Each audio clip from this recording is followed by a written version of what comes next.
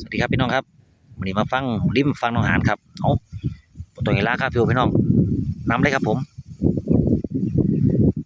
ฟ้างามยามแลงข้างทุ่งน้องหานอ้ายนั่งเบิ่งฟ้าคิดฮอดแก้วตาเจ้าไปสิเลยประทาดเชิงชุมถามข่าวผู้พานบ้านเฮายังคอยเสมอ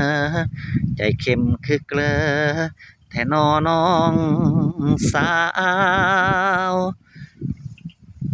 ฝนโปรยจากฟ้าเหมือนน้ำตาไหลในใจ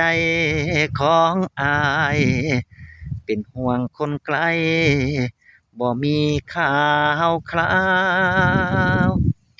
น้ำหลากหนองหานฝูงปลาชวนกันพาลอยลงลำเปล่าดังใจผู้สาวที่ไปหวัง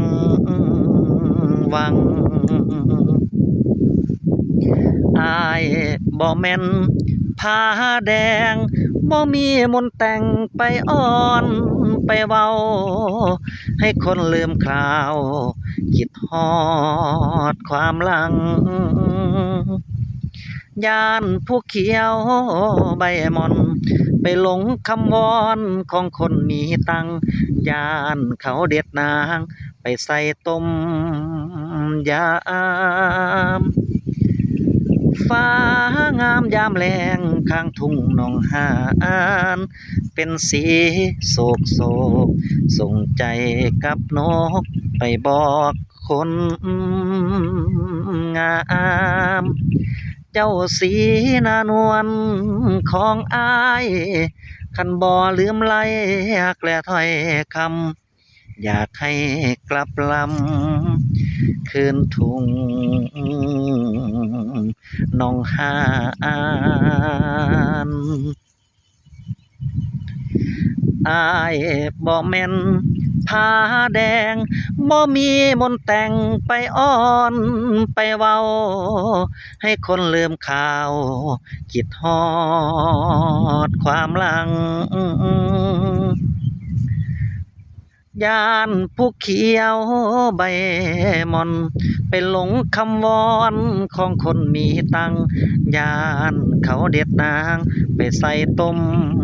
ยามฟ้า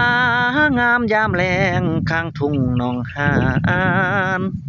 เป็นสีโศกโศกส่งใจกับนกไปบอกคนงาม